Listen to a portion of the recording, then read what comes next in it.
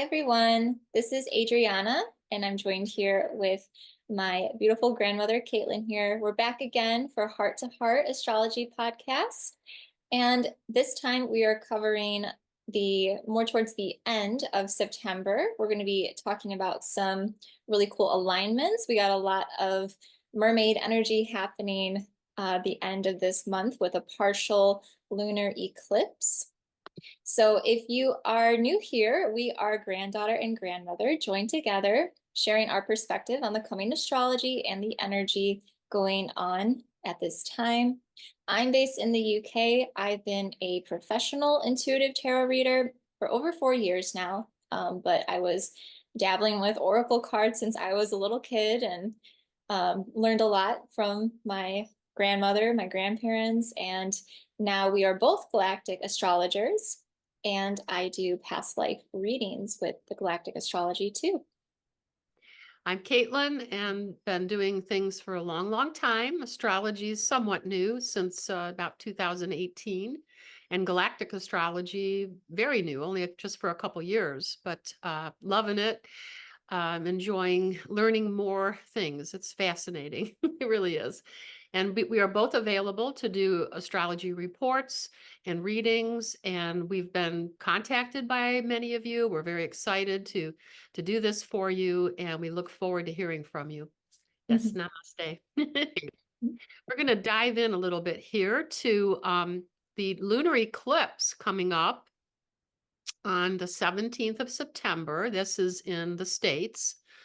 Um, it will be around 8:39 p.m. Eastern Daylight Time. Let's see, in your part of the world, I'm not sure what that time would be. It's like 5 hour difference, I think. Yeah, Okay, five so hours ahead. let's just talk about what a lunar eclipse is. First off, it happens twice a year when the Earth is in alignment with the full moon and sun, while the sun casts Earth's shadow upon the full moon, often creating a red color that lasts for several hours. So on September 17th, during the full moon in the zodiac sign of Pisces, this lunar eclipse may be more difficult to see because it is a penumbral eclipse, which means it's barely seen in a smaller outer part of the Earth's shadow, around 25 degrees. So it's not a fully aligned eclipse. So they call it a partial eclipse.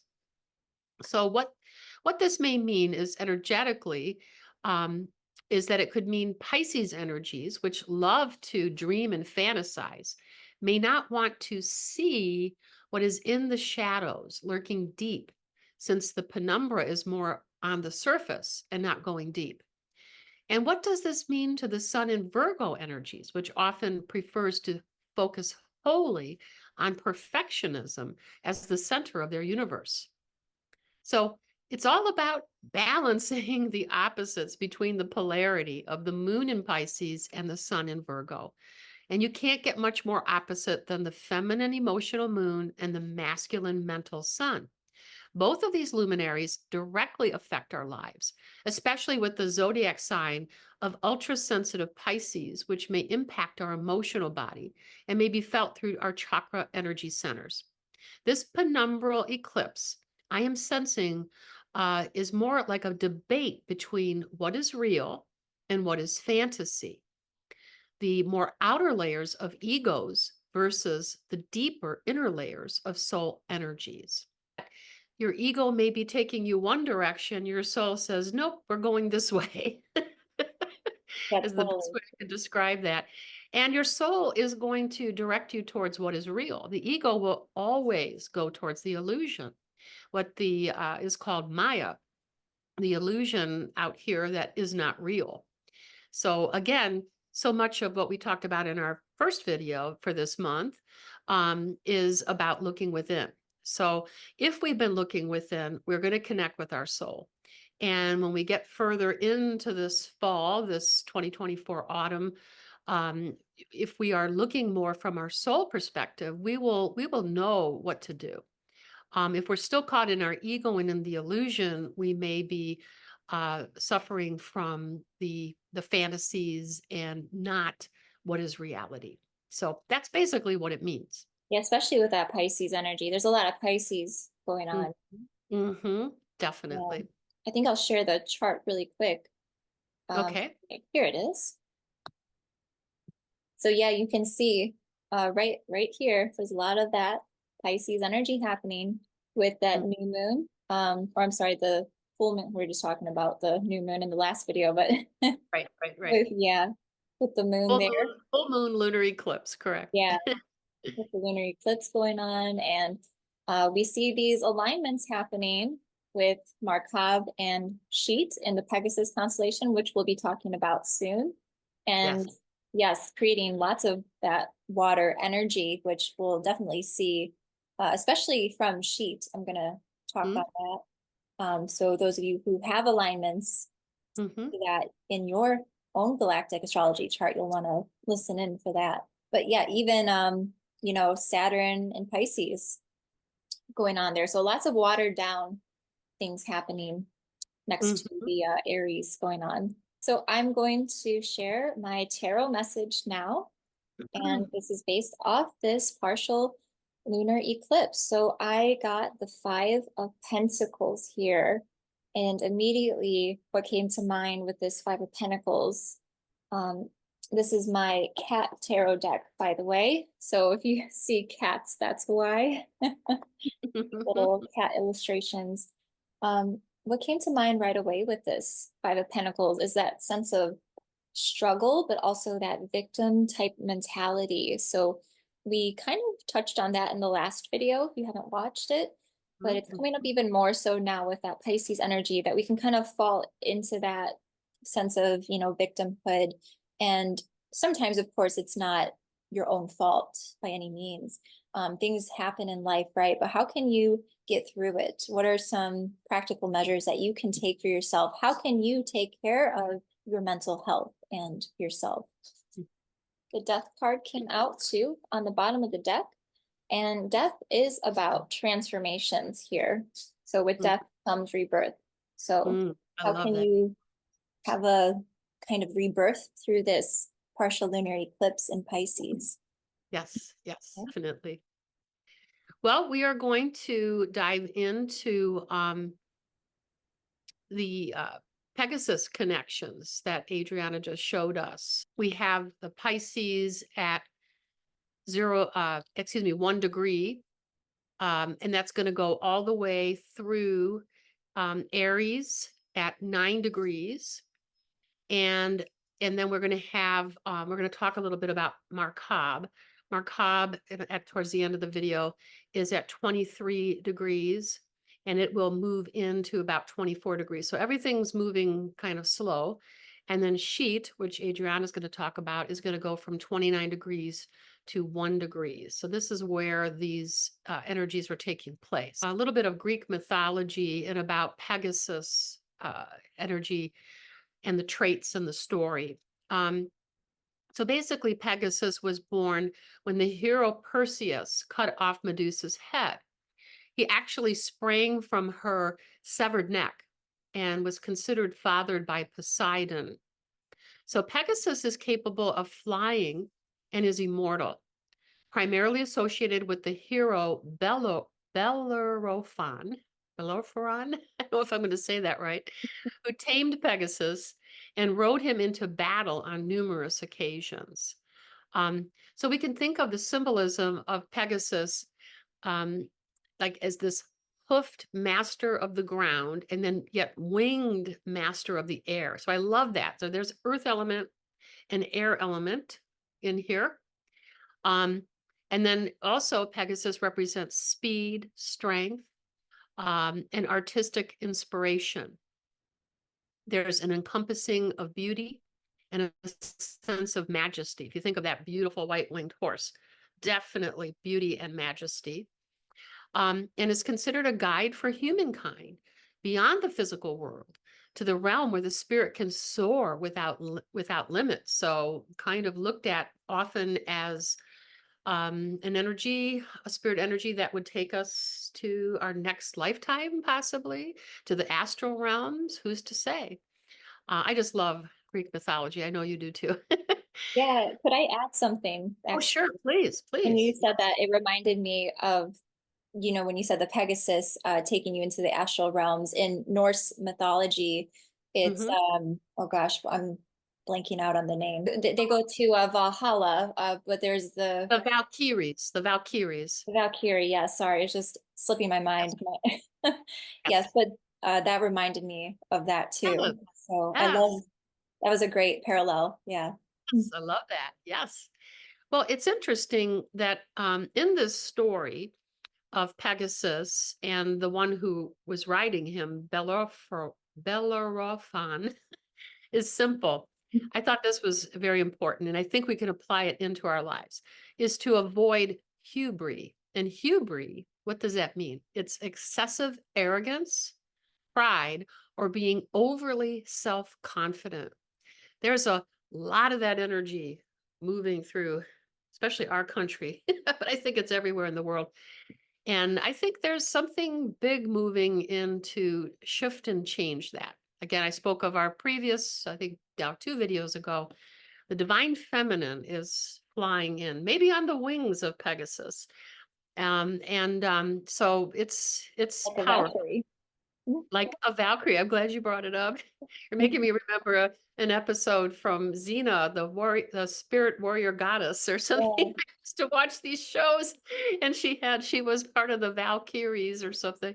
I just had that great vision. yeah, yeah. The Um, Amazonians, like Wonder yes, Woman too. yes. Oh, I love that. Now I want to watch that show again. Yeah, The show was incredible.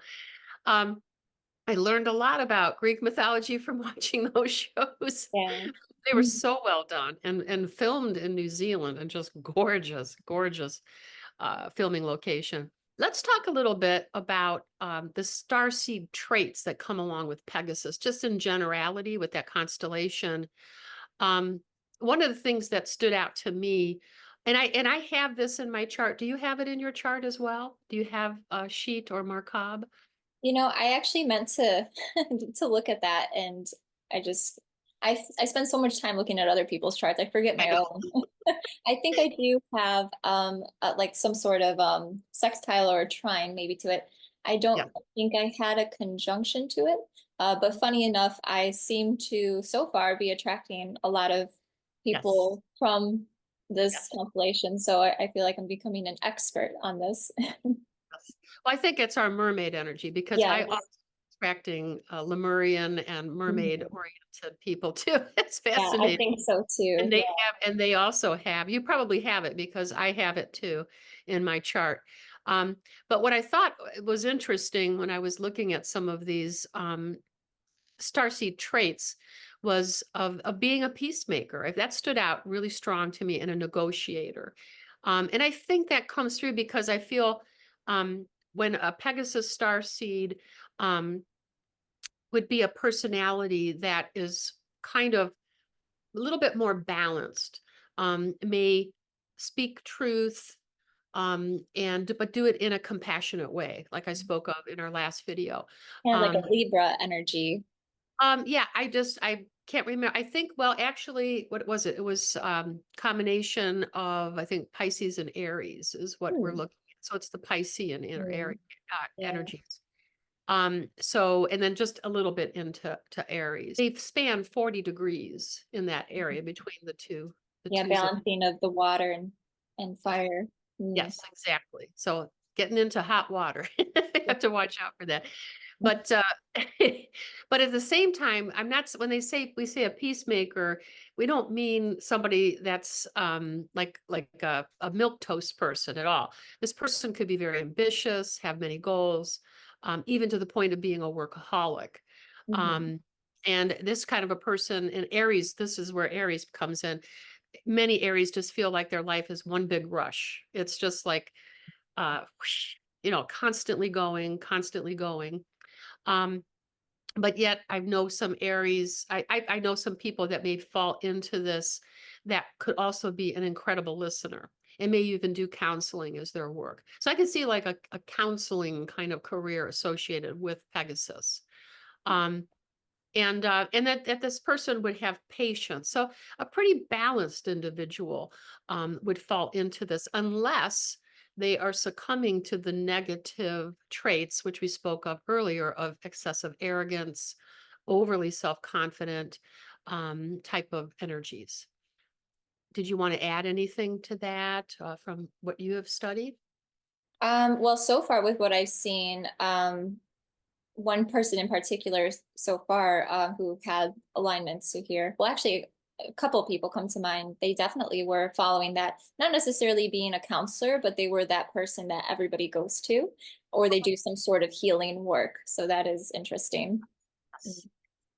Also, interdimensional travelers. And we talked about that with Hydra and Corvus in 2 videos ago. If you want to check out our, what do we call that one? The Awakening Goddesses or something like that. Yeah, it was the last full moon Yeah, that was around that in great. August. Mm-hmm. The Hydra goddess Hydra, awakening. that's it. Hydra Awakening. And so another group that's very interdimensional traveling. So they also are shamanic and easy to astral travel, lucid dreaming. Usually this person would meditate easily. If you wanted to share about your findings and definitely share the beautiful graphic, that your first gorgeous graphic that I've seen. I'm sure you have many, but Uh, I'm so excited that you're going to share it for the first time. Da, da, da, yeah, da. I've only so far I've just done one as of now, but I'm sure, because I've always been very creative my whole life. So of course I'll probably make some other ones in the future. But yeah, I will talk about Beta Pegasi or Scheat as it's called, so interchangeably. Um, but before I go into that, I just want to say Neptune in Pisces, like I showed in the chart earlier in this video, if you are watching the video, but no worries if you're not. If you're listening, that's also totally fine. Sometimes I think it's easier listening to things like this. But Neptune in Pisces, you would see was conjunct Scheat in the Pegasus constellation. So what does this mean? It basically doesn't get more watered down than this. So emotions can be heightened, vivid, lucid dreams at this time, heightened intuition also really coming through.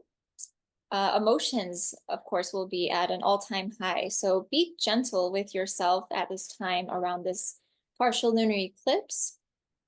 Be also careful of escapism, release any sort of victim mentality like we saw with that tarot card coming up. So that really validated what I was seeing here with the tarot card also coming out. Yep. Releasing that if you've been stuck in that sort of victim consciousness, do what you need to do to take care of yourself. Nurture your inner mermaid. Go with the flow of the energy at this time. So that's my astrological advice for this time around this partial lunar eclipse. And yeah, so what does this mean with this conjunction to Scheat? So I will go ahead and share my little graphic, which if you get a reading with me and you do have this alignment, this would show up in your report, your written report with me. So Scheat, also called Beta Pegasi, like I mentioned, there's a love of being near water, or swimming interchangeably.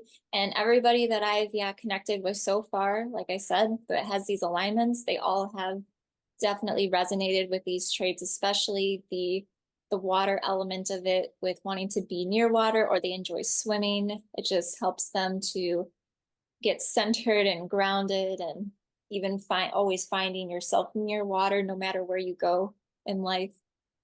Also, that comes with an interest in sea creatures, even mermaids, of course, intelligence, and a love of learning. You might have a very scientific mind with a spirituality balance. So being able to balance both of those.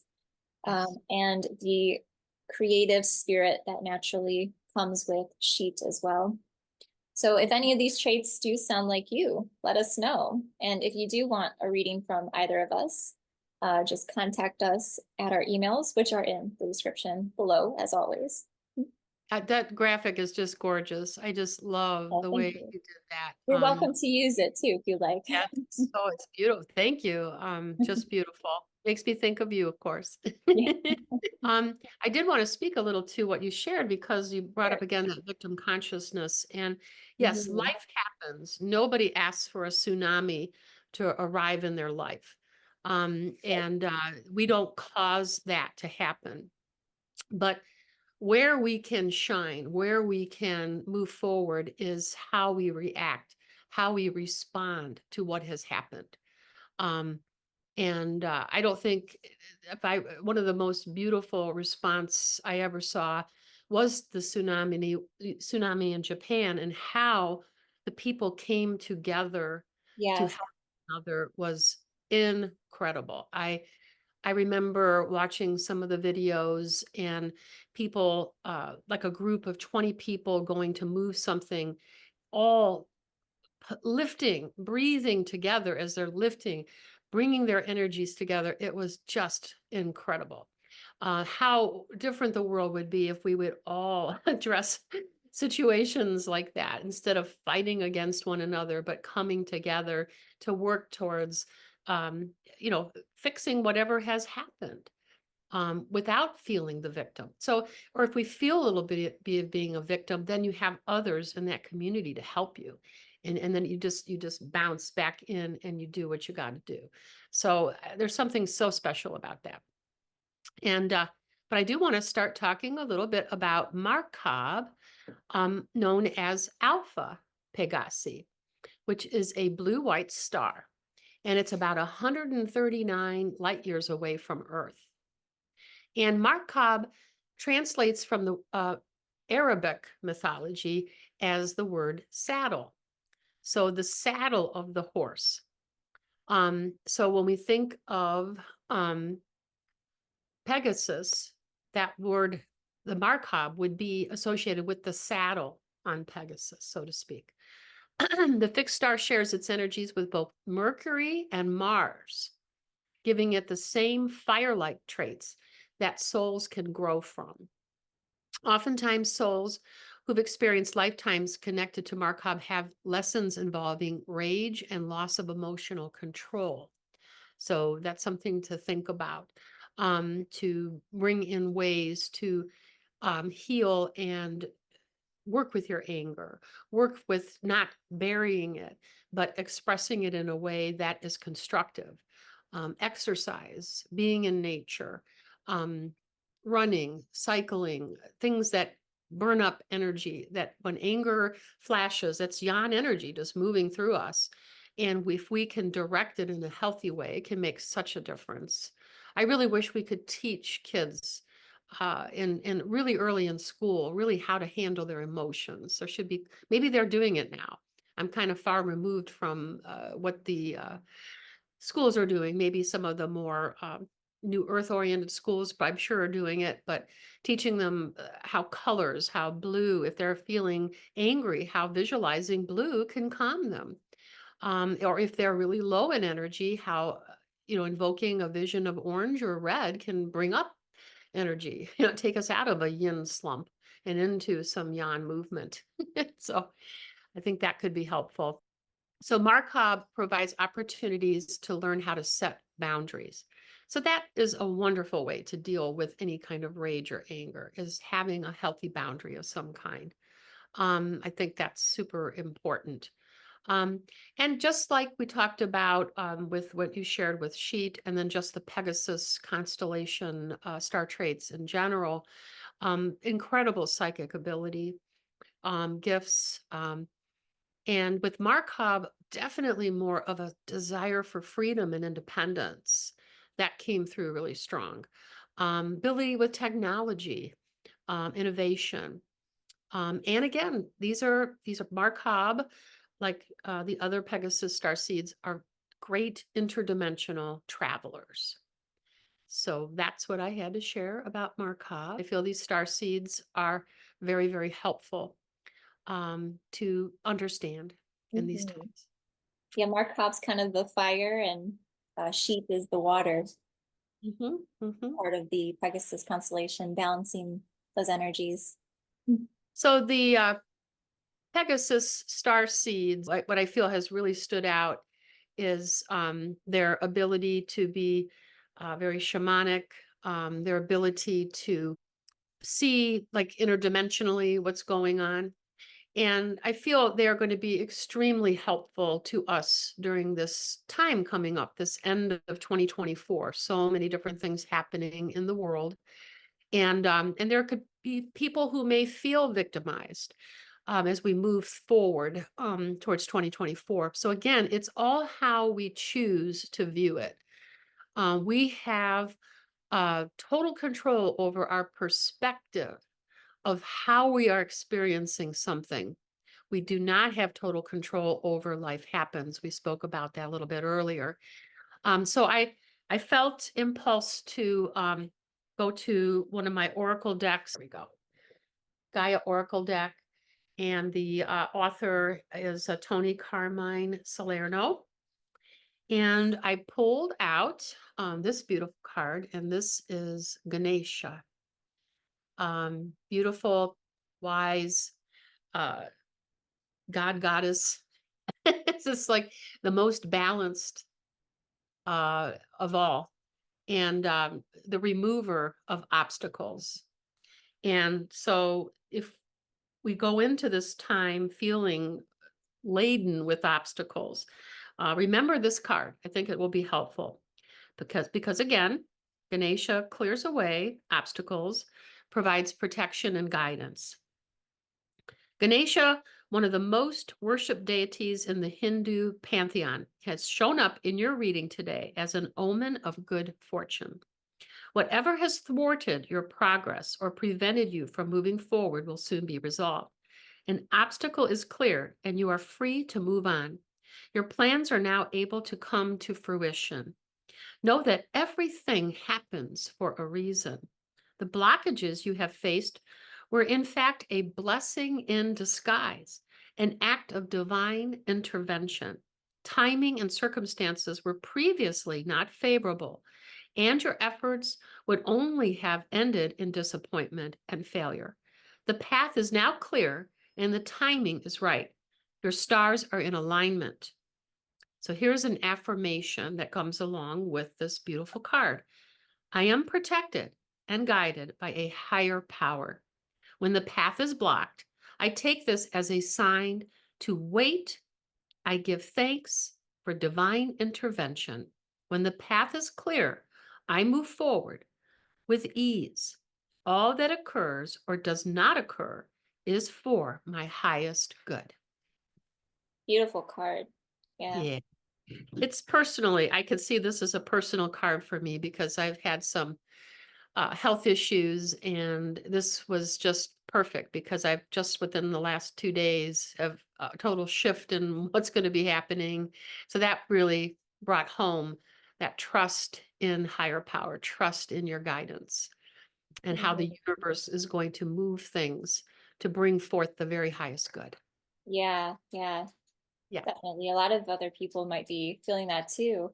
exactly. I think that was such a great message to get after, seeing that the tarot message that I shared, and then Mhm. having that as Ganesha coming in with that Yeah. message. Really Yes. nice. Yes. Absolutely. And just send forth a wave of much love. And we look forward to seeing you again in October. Yes, Um, October is and coming soon. One of my favorite seasons. yes, there you go. Peekaboo. My little ghost coat. I haven't looked forward yet to October. One thing I'm not crazy about in astrology is we're constantly living 1 month ahead. I know, I'm like, I don't even remember half the time what's happening because I'm looking ahead. And then by the time I get there, then I feel like I'm behind. Yeah, I've had to a couple times look back at my notes, yeah, or Mhm. look back at my posts on Facebook to my group, my Yeah. astrology group, and then I'm like, oh yeah, okay. I Yeah, me talked about too. it last month. Definitely come back to this video after, the lunar eclipse and even at the end of the month too to Yeah, see, if anything's resonating after. yes. And even look back at how these eclipses, this is mirroring very much like the one that happened in March 25th of Yeah. this past year as well, too. So there's some similarities and it's good to look at that, or like look at your journal, like what was happening then, how was I handling it then, and then what's happening now, September 17th and 18th. And of course, we have the big full moon all at the same time, lunar eclipse, full moon. And so time for a lot of light coming in. So, Look at my uh, transformation happens. We're yeah, going there to you go. all become beautiful butterflies. We're still in Yeah. the ooey gooey caterpillar sack, cocoon sack. Yeah, maybe through winter we might be too still. Maybe in spring. One difference between where the butterfly is going to come out pretty quickly. Our time is going to take some time, but I feel I was just listening to another gal who does a lot what I do and has wonderful guides, and everybody's getting this message that by 2030 we won't recognize this world. It would be nice to even listen back to this, you and I or something, over just a cup of tea together and go, wow, Yeah, I look can't how far we've come. I can't even believe that's where we Yeah. were at all, you know? And and then also looking at how we've grown, how much we have grown. So, I mean, look at just from now compared to 2019. I see people talking about that all oh, the time, how it yeah, feels like we're still processing all of that time. So it'll exactly. be amazing, yeah, to see Oh, yeah. the next 5 years brings. Yeah. Yeah. And I feel it's going to not all happen at once. And then that's where Uranus retrograde comes in, of keep softening it. Because if we were in direct going through this fall, it would feel a lot different. So this a little bit of That's calming, true. inward looking, and making decisions for yourself, not based on everything out here. Really going in and looking at your soul. Your soul will direct you. Yeah, if you haven't seen the video where we were talking about Uranus retrograde, that was the one previous to this one for the first part of September. So do go check that out if you haven't seen it. And as always, thank you all so much for joining us for our podcast. And please subscribe if you haven't already. Share with your friends if you enjoy our podcast. And do like this video. Yes. Thank you. Thank Namaste. you. And we will see you in the next one.